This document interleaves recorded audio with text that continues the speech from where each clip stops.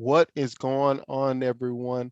This is Jay Bryan, introvert expert and speaker, and I want to welcome you all to another episode of the Meaning of Introvert podcast, the podcast for introverts, by an introvert, and about introverts.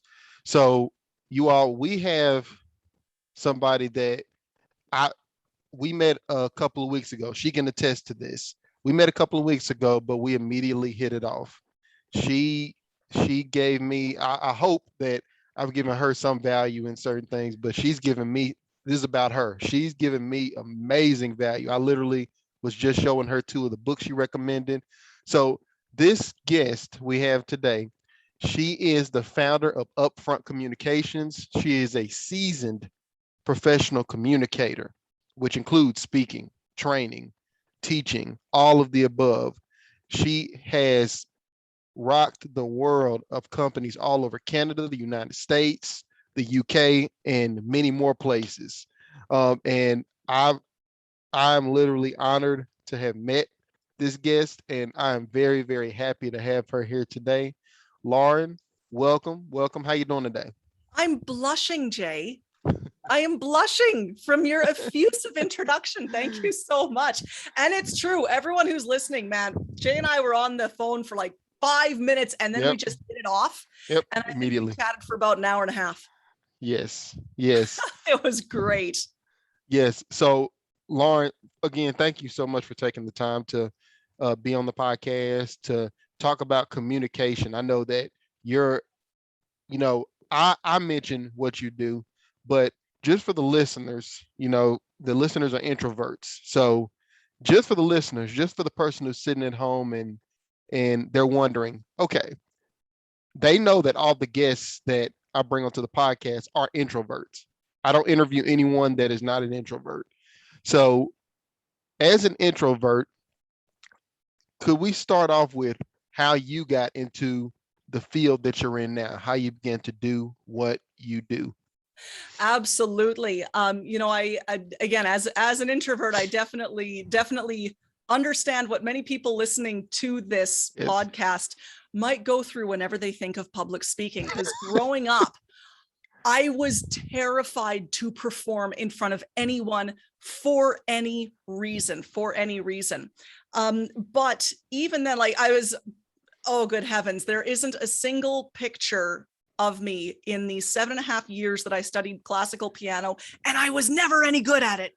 But in the 7.5 years that I had to study classical piano, every picture of me at a recital, you can see me visibly crying at the keyboard. Like, it's pathetic. It is absolutely pathetic. But at the same token, I loved storytelling. I loved making speeches, not necessarily delivering them, but making them.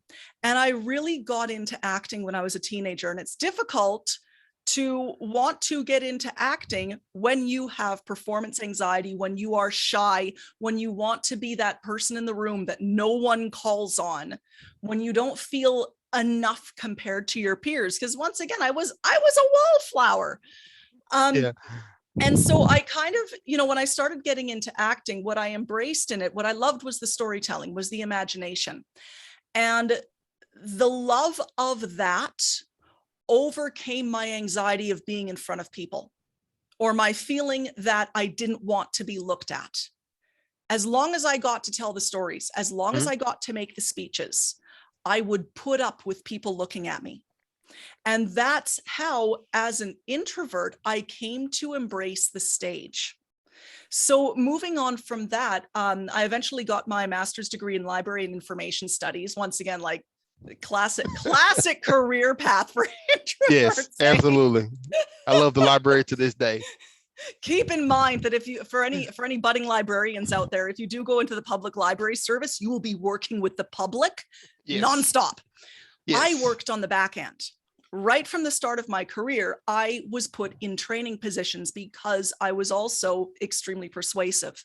And a lot of that came from my acting training and my acting background. I knew how to speak to people so that they would be interested and engaged in what I was saying.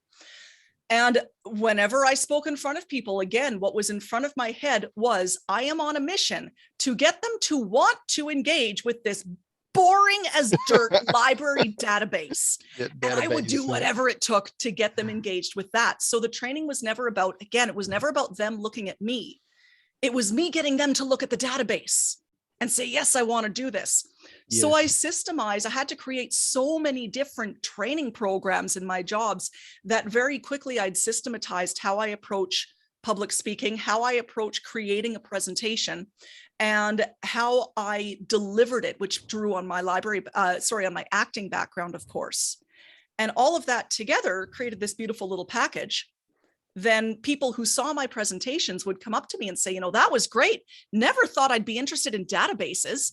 Could you come back and teach us how to present like you? And I thought, yeah, because I've got it down to a formula. And that's how the business took off. Very much how the business took off. That's awesome. That's awesome, especially for someone who had that debilitating, crippling, crying on stage anxiety perform. Right. So, just a quick question about the acting. So, as an introvert, let me also go even a step deeper. As an introverted man, we've been told, and I'll say we, as an introverted man myself, we've been told, but also other fellow introverts, that we sometimes have the stone face. All of our emotion, we show no emotion from here up. It's like, no matter what's going Lock on, it down. not that we're not feeling things, but our face doesn't necessarily convey that. Yeah. So were you able to you learn to overcome that, or was that even something that you struggled with? That was, it was something, it wasn't a struggle for me to not be willing to show emotion. What the big struggle was for me to manage the overwhelm of the situation.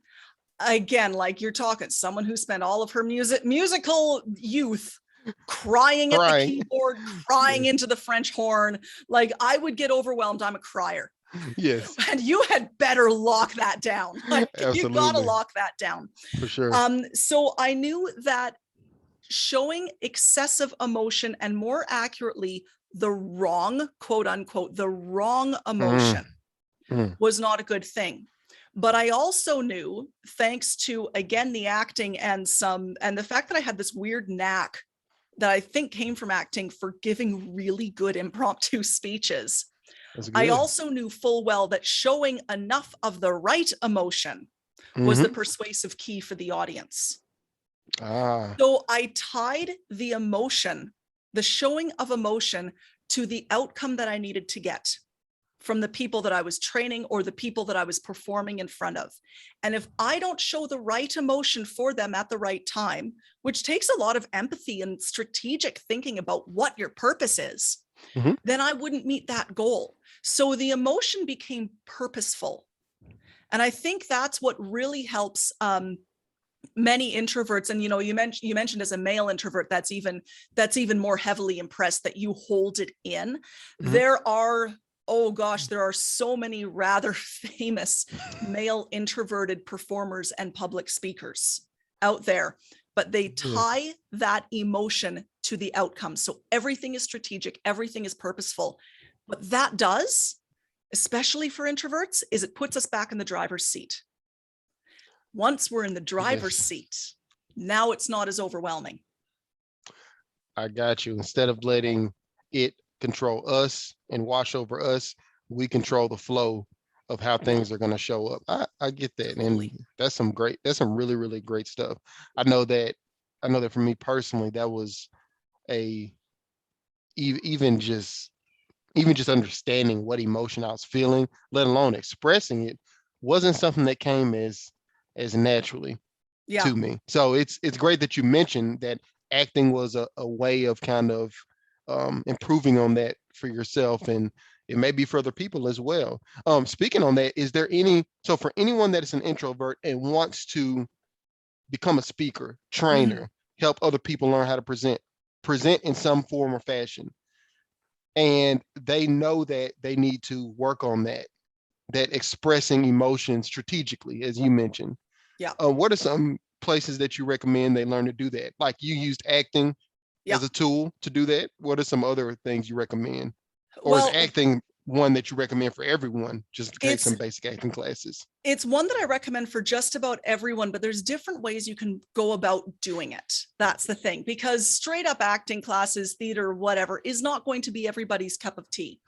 One of Absolutely. the big initial hurdles that many introverts need to work with is getting used to being looked at. And that as I work with a Yes, lot of yes. introverts too, and they're like, I hate being up at the front. You have to get used to people looking at you because there's no way around it, right? There's no way out of it. So whatever works to help you with that Period. is good. So that can be dance. I often recommend dance. Oh, that's good. Dang, Yeah, because people are watching, especially if you Yes. participate in the recitals. And for many men out there, a really great way of they're like, I come from a Middle Eastern dancing background. Actually, I was a Raqs Sharki dancer for many years, which is Egyptian belly dance. I'm not expecting all the gents listening to this be like, whoa, okay, time to find me some finger cymbals and go try that let's out. Go. Egyptian belly Ballroom dancing. Ballroom dancing. Ballroom dancing is outstanding for it, because there's also competitions and showcases. A lot of dance schools will have a showcase, and just instead of being like, I'm going to skip that, no, stick your hand up and be part of it. It is a zero stakes way of getting used to feeling kind of weird in front of a lot of people looking at you. So that is one avenue that you can do it from. Acting, of course, is another. I really strongly recommend improv theater classes. Okay.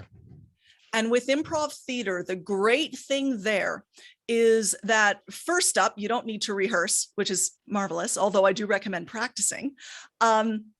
But you're also working with the other people in the class. So everything you do is collaborative with the audience and with your fellow improv actors. And a great thing about presentations is that when good presenters do collaborate with the audience, there's a call and response. Even if the audience can't reply directly to them, there's ways that you can get a back and forth conversation going. So now the spotlight isn't just on you, it's on everyone. And again, for introverts, that makes it feel a little better, right? Yes. So improv theater helps you with that whole collaborative experience. It also encourages you to take creative risks in, again, a no stakes environment. Good. Your fellow actors won't let you down. I got to write that down. But you have to help them too. So it is a zero stakes environment to get used to taking creative, mental, verbal risks. That's why it's so powerful. And stand-up comedy is not like for me, it's kind of increasing in intensity here. Yeah, because with stand-up comedy, now the spotlight really is on you. Directly on you the whole time. Making jokes is hard. Yes. It is really hard.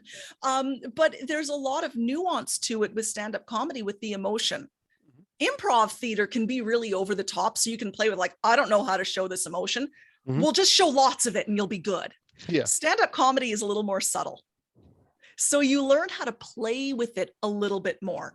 Other avenues that you can get regular practice, of course, Toastmasters. That's kind of the go-to for most people. And the nice thing about Toastmasters is you can go every week, twice, every 2 weeks, every month. There are always going to be opportunities for you to speak. So you can do it over and over and over until you get used to people looking at you. Oh, that's where I recommend people go. That is gold.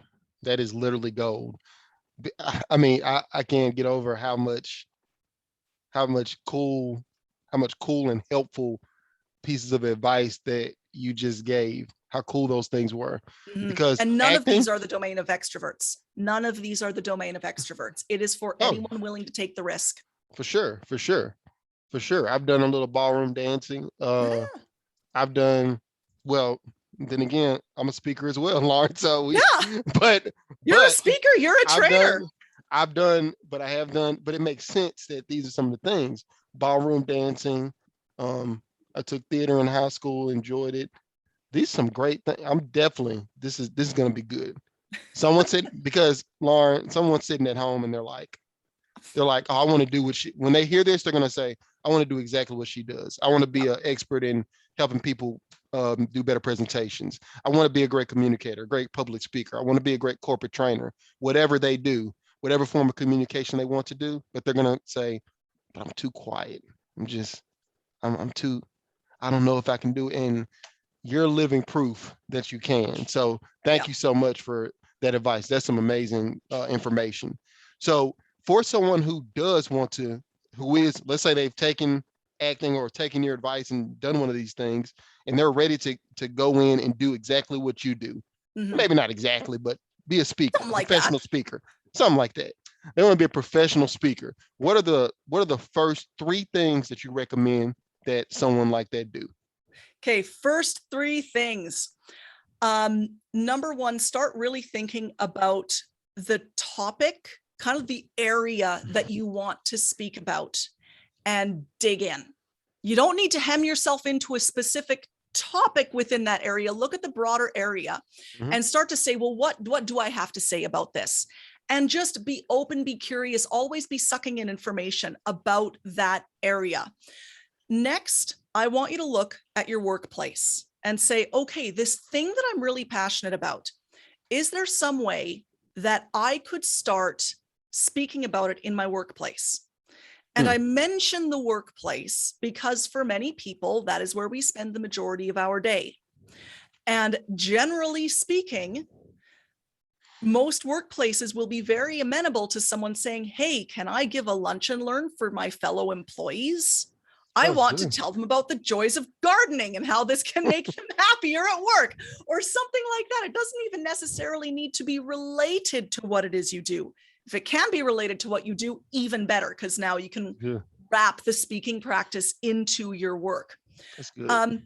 And really start saying, okay, I'm gonna put myself out there. I'm gonna do these lunch and learns, do these webinars. I'm gonna talk to people at work about this.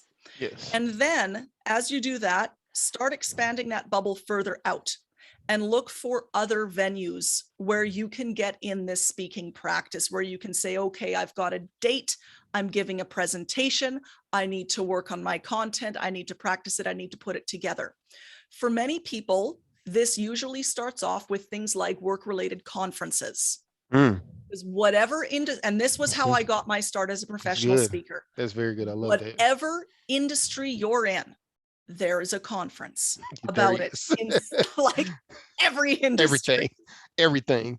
I literally once saw it was a conference for using horses to teach emotional intelligence. It was like people who loved horses and they used them as kind of like feelings animals. They just used them to help them process through things, to help them know what certain emotions were. I'd never seen it in my life, but you're right. You're exactly right. There's a conference for everything. Everything. And they're always looking for speakers. So you can apply to speak at those conferences. You won't get paid as a breakout speaker. Not, but it's not about getting paid. It's about getting your stage time in, basically, and having a date and a commitment. I need commitments in order to practice my craft. I'm one of those people where if there isn't an audience and a date, then I will never work on that speech. But give me a deadline and an audience and I am there. So it will give you that commitment, that date to put something together. And it starts to get you used to speaking to crowds outside of your immediate work circle. So like I said, for many people, this will be conferences and breakout sessions, but it can also be things like local service groups. Rotary Club, Lions Club are always looking for speakers at their monthly meetings. Youth groups are often very keen to get someone to speak about whatever it is, as long as it might be useful to their youth. Group, to the youth. Right? It can be just about anything. As long as it's relevant to the youth, they are keen to get speakers to come in. High schools are good venues for that. Again, you just need to reach out. And that reach out process might take a little while. I think that, when I was first getting my start, I emailed every single Rotary Club within driving distance of my city. I must have emailed about 30 clubs. And I just bang, bang, bang, one after another. Not all of them wanted me. And that's okay. I didn't take it personally. That's good. Because some introverts will start to do this and they will send an email out to 10 Rotary clubs and two of them won't want them, and they'll say, I can't do this. They don't I want can't me. do I'm this. not. Yeah. So that And I'm glad you said that. You didn't take it personally when you some of them can't said they take it. couldn't Yeah, take you you. can't take it personally. And that is easier said than done. I mean, Jay, I still have my moments when I'll get a rejection or I won't get a response in something. And I'm going, it's me. There's something Yeah. about me. We all continue to have those moments. I don't know a speaker who doesn't. But what they're often saying is that the topic isn't necessarily relevant to their group of people. Mhm. Another thing is that it's not right for them right now, but it might be in 5 months. So you Absolutely. reach out again. It's that Absolutely. you never want to see it as a personal rejection. It's more of a not now Mhm. instead of a never. And then you Yes. just keep cycling through, like bust out the directory in your area and start saying, okay, where are the service groups? Who are the clubs? Who are the youth groups? And begin Mhm. reaching out to them. I And love it. as you cycle through, as you do this, as you present at work, as you present to other clubs, as you think about your area of interest, you'll start to refine your topics into the ones that really light you up. So it gives you a chance to regularly experiment with your work. Many introverts are perfectionists. Would you say that's fair? Absolutely. Yeah, we tend to be perfectionists. Absolutely. And with speaking, your talks are always a work in progress, because you'll Always. trap yourself. One of the things that we love to do to ourselves is to trap ourselves in our box by saying it's not ready yet, it's not perfect. That's a way of avoiding putting ourselves out there. And it's that desire to avoid that is very, very real. You have to get used to seeing each talk as an experiment and as an iteration to make the next one even better. And that can help you push back that urge to lock yourself in, that urge to avoid the stage because of a sense of perfectionism, as well as taking missteps overly personally. Mhm. Wow. So that really that really hits home because I'm what you call, Lauren, a recovering perfectionist. I literally I remember I was 6 years old and I was at school, and I remember my school had a parent teacher conference, and my mom and the teacher, they spoke, and then they walked out of the classroom, and I remember I was behind I was behind them walking, short look, 4'5". I was so short back then. 6'1" now, but I was so short. And I remember my mom was up on the left and the teacher was on the right. And I'll never forget. My teacher looked over my mom and said, he's really smart. He's a perfectionist. And I said, Mom, what's a perfectionist? She said, oh, that's somebody who does things exactly right every time. And I remember that made me happy to hear that, because I took that as a compliment. Yeah, Obviously I took it as a compliment. And from then on, I was like, I became a perfectionist. I found out later, Lauren, that that's not always the best tool, not always the best key to use in every door. You know, yeah. at certain times it is, but so that makes a very good sense about what get just going out there and thinking of it as an experiment. Everything is an experiment. And I mean, how with the training that you write that you've delivered as well, how often have you walked out of a talk or out of a training session and thought, yes, I got every single last bit of that exactly right the way I planned it? I I don't think that I've ever walked out of a training talk where I've just gotten every single thing right, thinking that Yeah, way. So it's never exactly right. I could probably count on one hand, out of all of the talks, all of the training presentations, everything that I've given, I could probably count on one hand the number of talks that I've given where I'd say I wouldn't change a thing.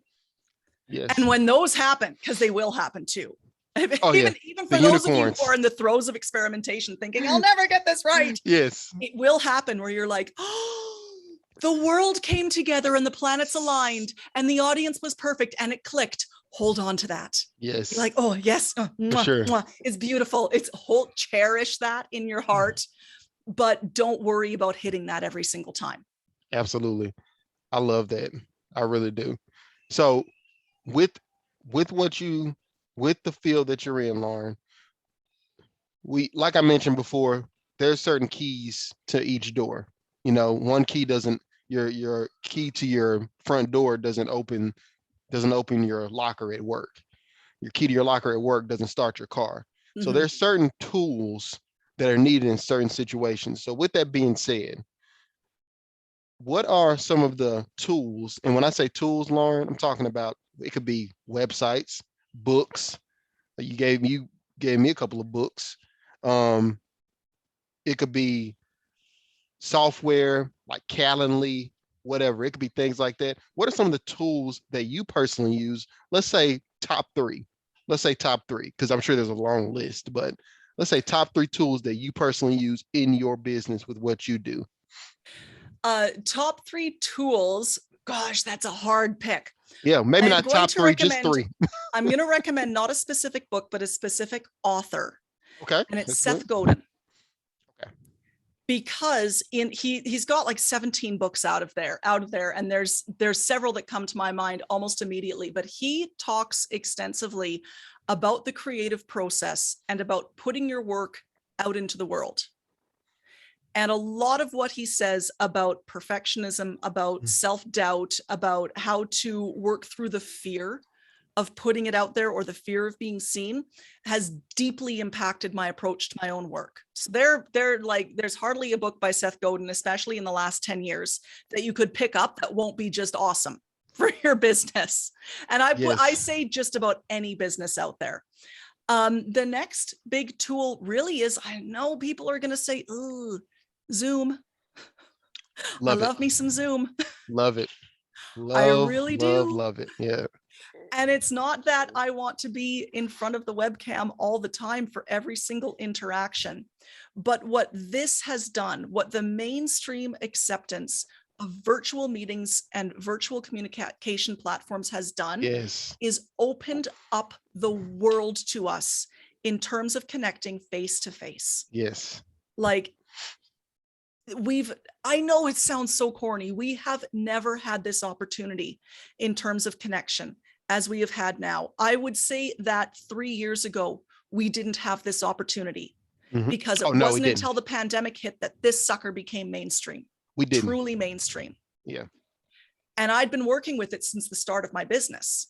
Like, a lot of my business is built, big portion of it is built on virtual engagement, but it wasn't until the pandemic that all of even the companies that were holding out on me saying, no, we want you in person, we won't consider virtual. Yes.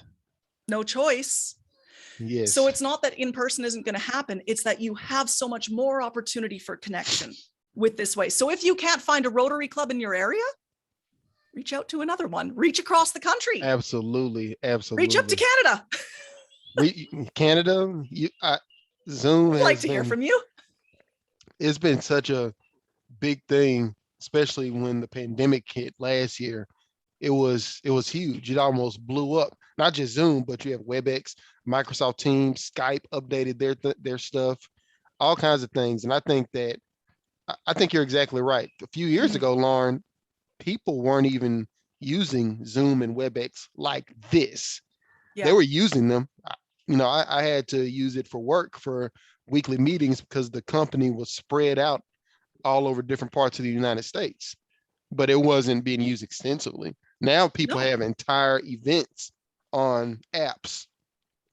People have entire conferences on Zoom, Yeah. entire workshops. So that's powerful right there. So Yeah. you If mentioned you want to speak, your reach has just it's exploded. expanded. Yes. Exploded. So And with Zoom too, something to consider that us introverts can really embrace too, is that I'm of the firm belief that something that helps introverts really get past the reservation of being in front of a crowd mhm, is that sense of control mhm, over what's going on. Not that you're trying to be controlling of the yes. audience, but that you have a locus of control over what's going on. With this environment, you can style your background to look Yep. exactly to give exactly the message that you want it. You can show up exactly the way that you need to. When the whole thing closes down, you don't need to put up with any invitations to go to drinks or dinner after, when Nope. all you want You to do don't. is go to your room and hide Yep. because you've You just shut it expanded. down and go. You can just close it off and go, Yes. ooh, Good. So this really is a marvelous tool for introverts. And the last one I would say is PowerPoint, Oh, yeah, that's a good which one. I know PowerPoint, really? Well, yes, Yes. because partially the advantage to that is not that it gets you off the camera, because it doesn't. You're not allowed to go off camera, even when you have PowerPoint on. This is a Absolutely. hill I will die on. But what it lets you do is bring in another dimension to your speaking. It adds a new visual dimension that you can strategically use to amplify your message.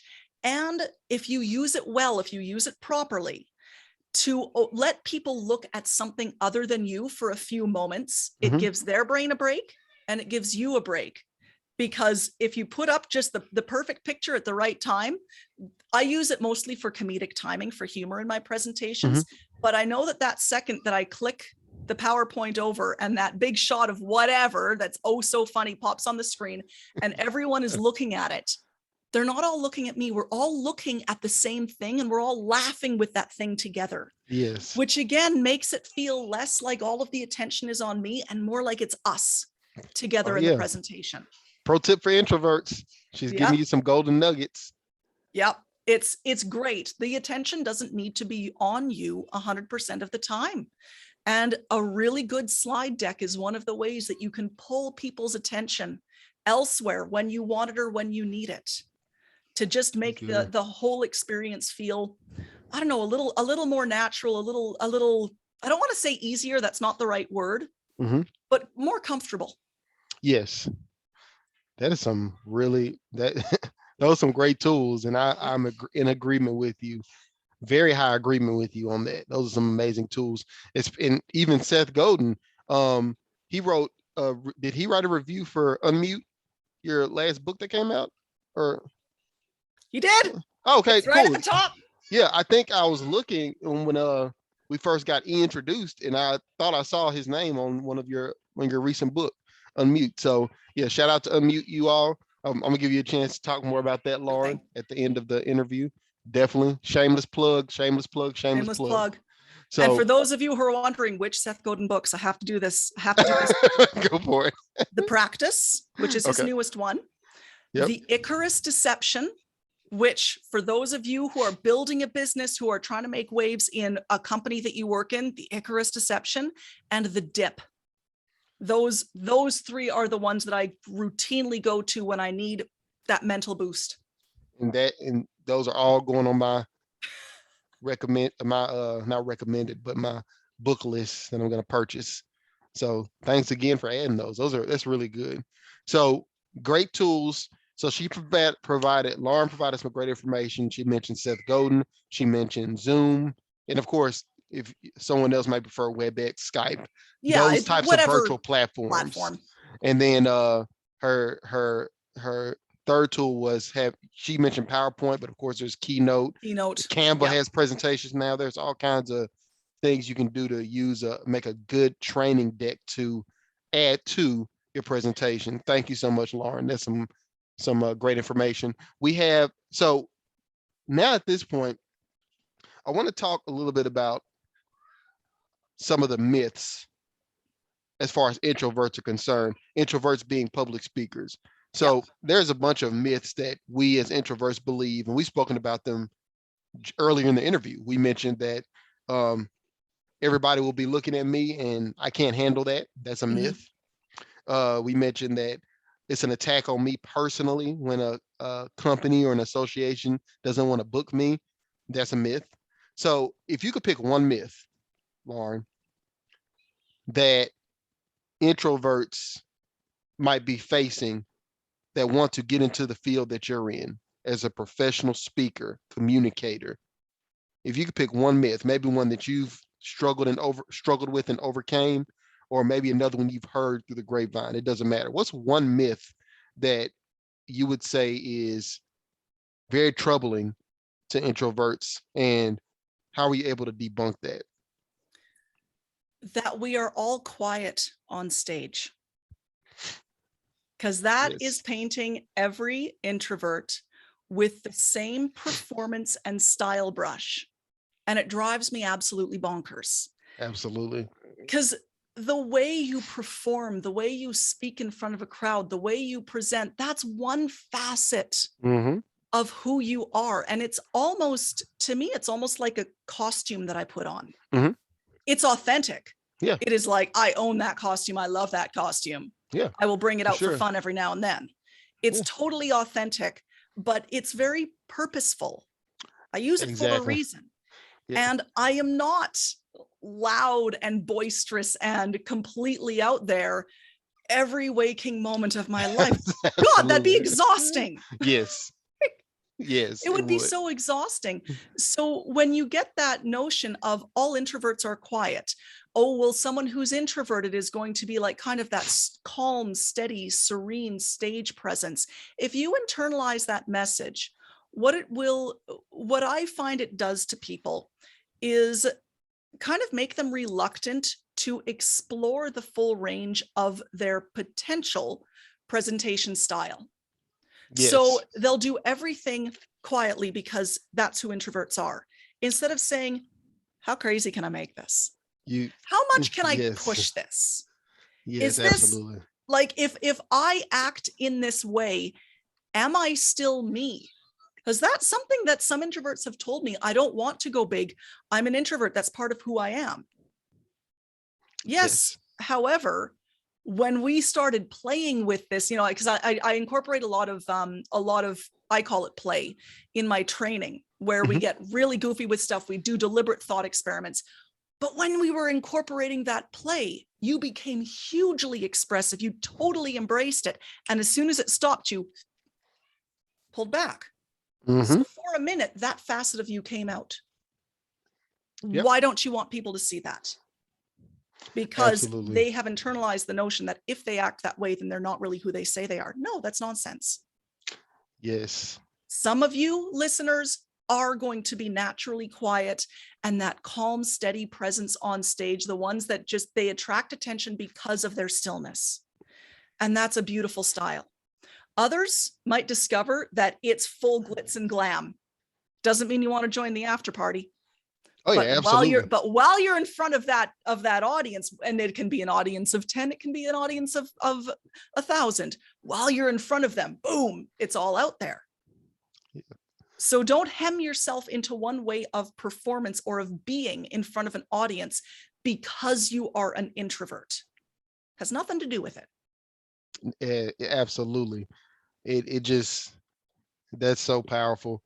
That's so powerful because I remember when and we talked about this, off camera before, but I remember when I first started presenting in school, I was quiet. Like I wouldn't say 2 words. Lauren, if you and I met in school, like we were in like 6th grade, I would, okay, that was an exaggeration. I would say hello, an introduction, but after that, I might say, hello, how you doing? Keep it moving. I literally was so quiet. But when I presented, I don't know where it came from. I don't know why it came, but that costume that came on for the presentation, I was nervous, Yeah. but it was a little more, it came across a little more gregarious, a little bit more of my goofiness came out, because I mean I'm a goofy person anyway.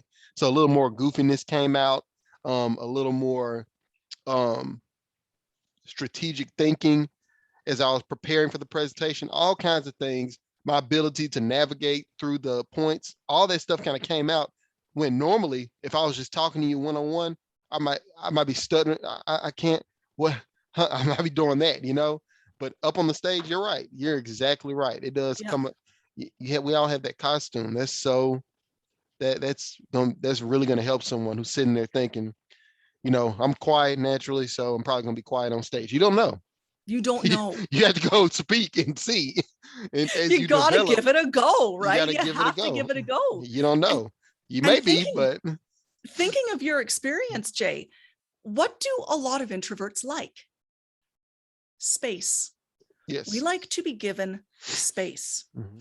When you get up to present, you have been given a gift, Mhm. and that is space. Big Space in front space. of an audience, Yep. space to take time exploring your idea, You know, Mhm. especially outside of the classroom, like no one's going to take that microphone away from you if you're holding Right. it. Right. Fine. Right. You have that mental space, you have the physical space in front of the audience, and you can do with that space what you want. Yes. And I think to a degree, that's why many introverts, when they engage with presentations, Mhm. they love it, because now Absolutely. there's no rush for them to get their thoughts out there. They can express them in the order they want and the way they want. We can carefully put together what it is we want to say. And then those sides of us, the goofy side, the happy side, the loud side, that side of us that comes out when we feel like we have the space can come out in front of the audience. Mhm. So Yes, there's this incredible, it's the stage is a great place for an introvert. it is. I love it. Thank you so much. So that kind of brings me to my, and we're coming to the close here of our conversation. And y'all, and Laura, you've been an amazing guest. I want to ask. So let's trade places for a second. So if you were the interviewer and you were interviewing me, and what is one question that you would have asked that I haven't asked you yet? Now you're testing my short-term memory, Jay. That's just cruelty. Oh no. I would ask you, how do you deal, Jay, how do you deal? Because everyone deals with it differently. How do you deal with those moments before you get up in front of an audience, whether it's a small training group, a big conference crowd, whatever? What do you do in those moments where your stomach has flipped and you're going, I don't Yes. know if I can do this? Oh How yeah. do you That's get yourself out there? That's an amazing question. So now I'm going to ask you that question. If you would ask me that It's question, rich. I'm going to ask you that question. So the question you just asked me, how do you deal with that feeling in your stomach before going on the stage, Lauren? What do you do to deal with that and work through that? Okay. There's a couple. You are mean. You were supposed to answer this, Jay. I wasn't. I wasn't. That's the whole point. It's a really cool question. I love it. It's like a two-parter. It is. There's a couple steps to it. First up, right before I get out, this will be like 5 minutes before. Mhm. I do push-ups, Love it. I That's good. shadow box, and I Yes. dance. And I've got my little, like my personal anthem playing in my head the whole time, which incidentally is Inner Ninja by Classified. If you've never seen Oh it, now man. you know, look it up on YouTube. Yes. Definitely will. But yeah, I do my push-ups, I shadow box, I dance a little bit, and I do that to get the physical energy of the nervousness out. Because nervousness is it's a physical body response.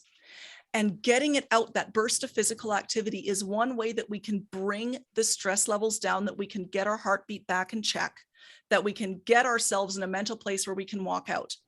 Then when we walk out, I start making direct eye contact with the audience, which many people are like, oh God, no, I don't want to look at them. Yes, look at individuals, smile at them, greet them. How are you doing? Oh, hi there. Like, greet them.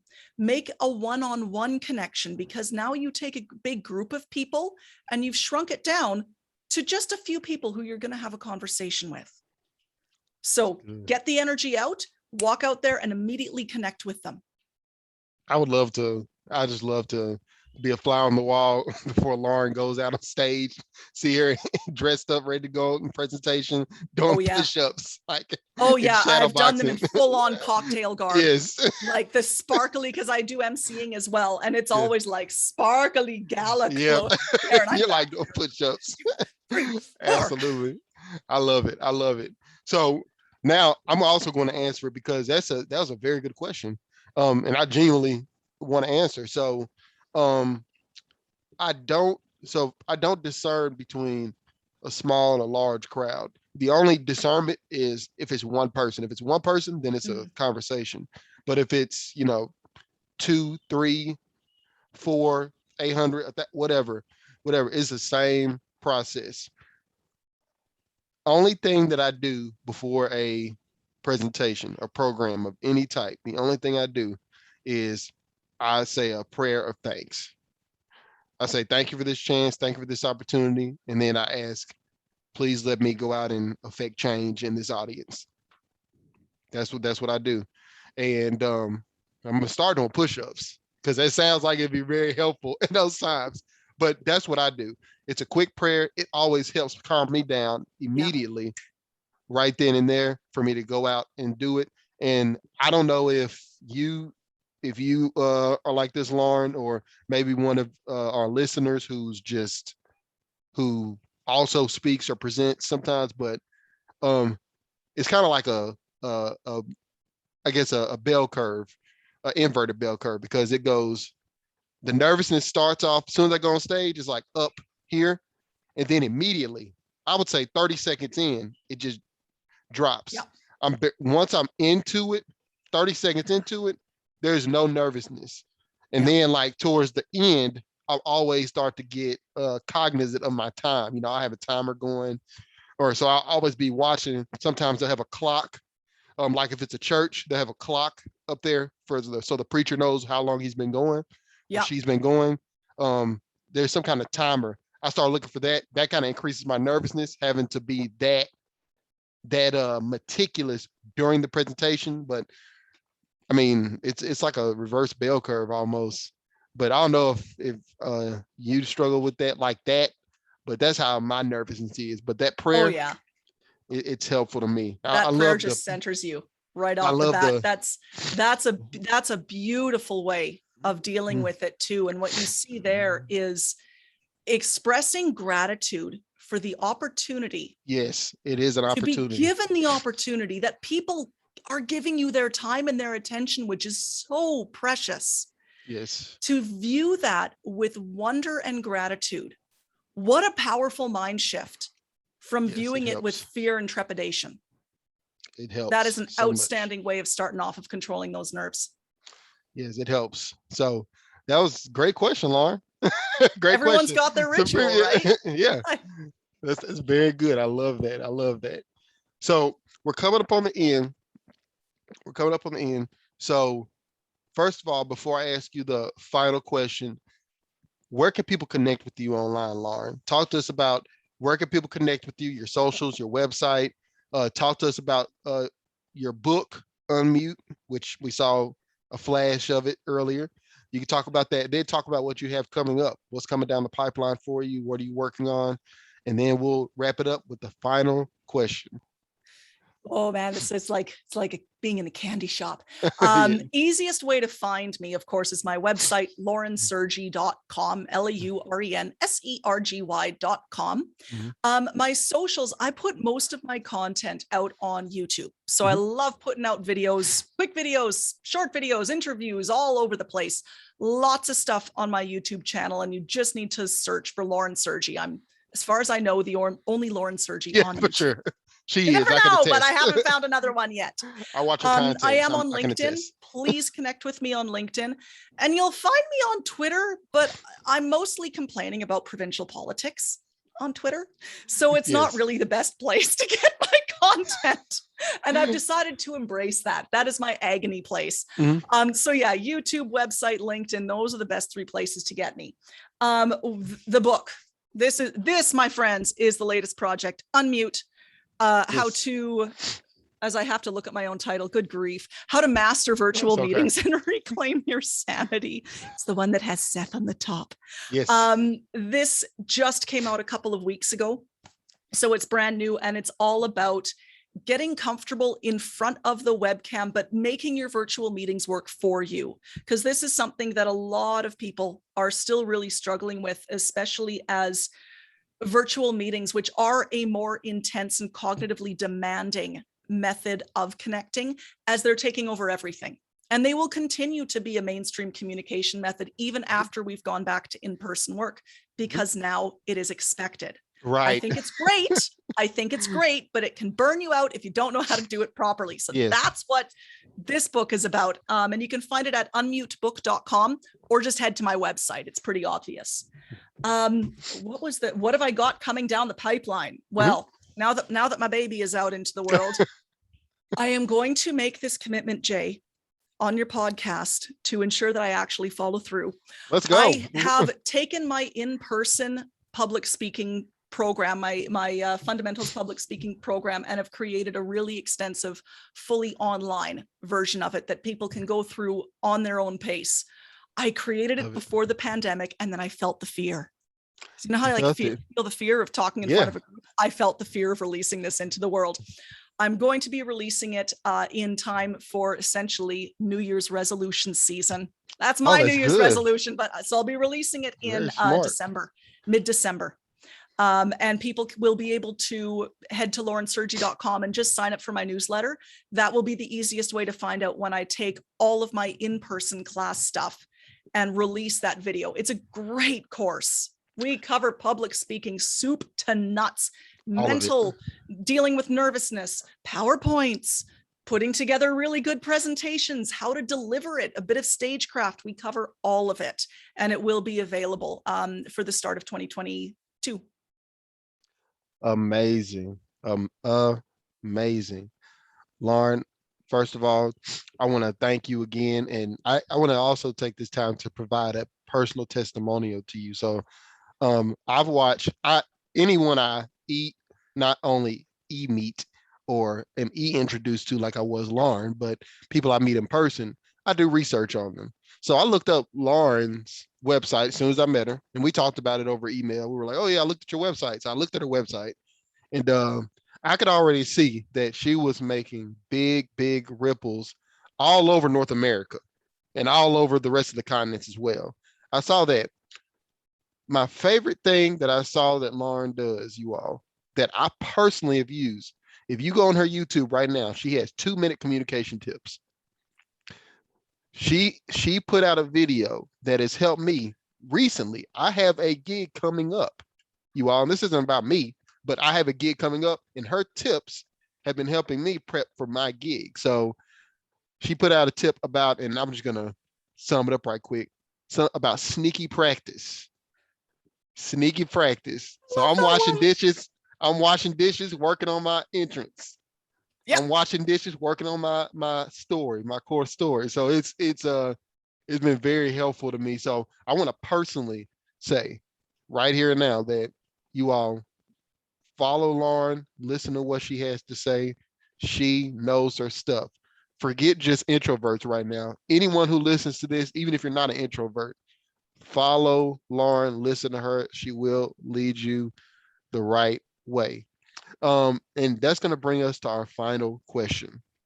So, Lauren, here's how I end all podcasts. I ask the same question. You probably know you have a web show. What It's a signature question. What does being an introvert mean to you? What does it mean to you personally? It means personally that I go deep It's good. on whatever it is. I go deep. That's good. That's really good. And I I can also attest to that as well as a fellow introvert. So, Lauren, thank you so much. You all look at her website, follow her on all her socials, check out her book, Unmute. Again, this is Jay Bryant, and I appreciate you all for listening to another episode of the Meaning of Introvert podcast. I'm gonna end it like I always end it, and then I'm gonna let you all get out of here. Always remember, your outside needs what's inside. Y'all have a great one. Peace.